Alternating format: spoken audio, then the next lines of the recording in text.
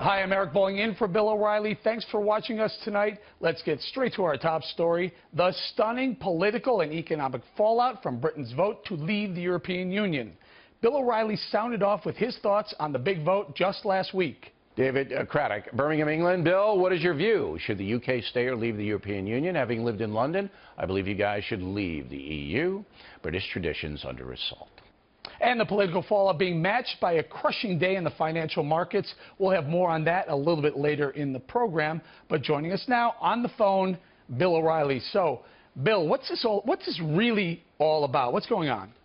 It's about immigration, open borders.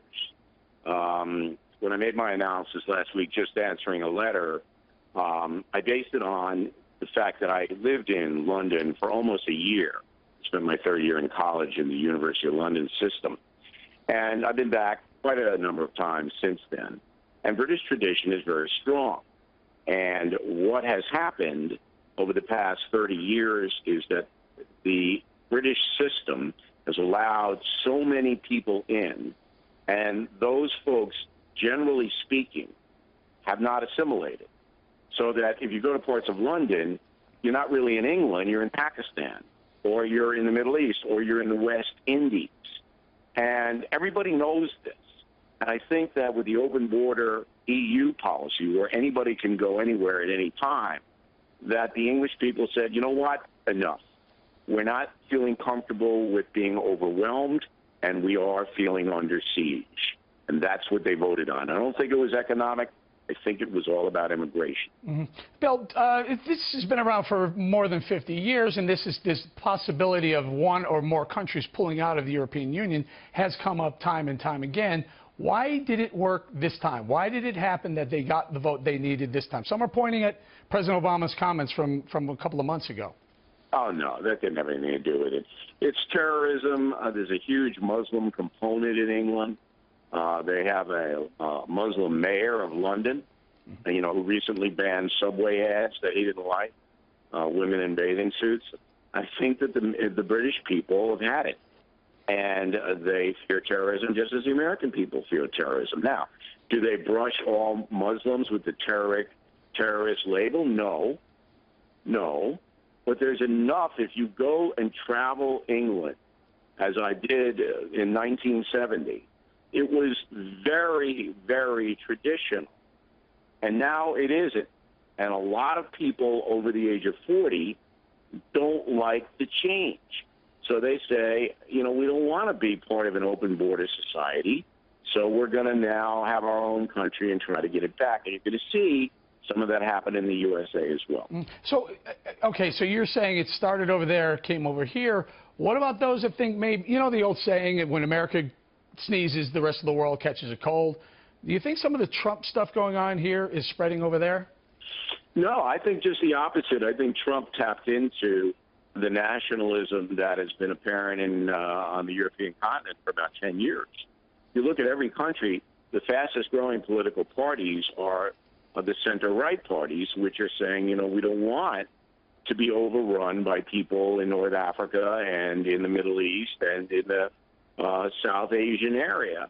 We just don't. It's not a matter of racism. This is what the left will always hit you. Just by doing this commentary bowling, I'm going to get called a racist on the far-left crank websites. But it's not about that. It's about being able to assimilate the immigrants who want to come to any certain country. And in Great Britain, they haven't been able to do that. There are certain cities that are dominated by non-English speaking people. You can't even hear English spoken. And in parts of America, we're starting to see that as well. And so what Trump did was basically see that Americans are getting fed up with the same things that English people are getting fed up with. Too much, too fast, and they're not assimilating. And things are changing, and people don't like it, and that's what's going on. What about the financial aspects of this, Bill? The UK, the net contribution to the UK is they're paying more into the European Union than they're getting out of it to the tune of 7 billion euros.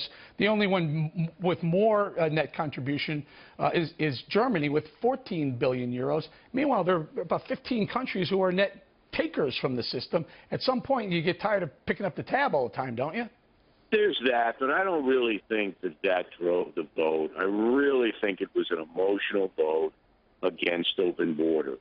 I really think that, and I'm not wrong, Bowling. You know, sometimes I say maybe I can be wrong. I'm not wrong, and I think that the British people feel that they can have a strong economy without open borders, and that they want their country to be regulated to some extent. And I think they're right. You know, I think this big 600-point stock market drop today is a buying opportunity, and I'm a very conservative investor. But I bought a little stock today. Oh, boy. Yeah, I did. I mean, I don't think that this is going to hurt the U.S. economy. It might hurt the British economy, but it's a 2-year deal. They have 2 years to get out of it. So I think this was a, panic sell, and you know how that goes. But I could be wrong on that. That I could be wrong on. The reason they voted to get out of the EU, I'm not wrong on. No. But can I maybe can we compromise here a little bit? I agree with you. It's immigration, but immigration can encompass many things. It can be the economy, jobs, because if there's 1 million people coming into your economy, they're working, they're taking jobs of nationals. There's something to that. But, England doesn't have, a crisis economy or a crisis unemployment situation, and we don't have a crisis unemployment situation in America. It's more cultural.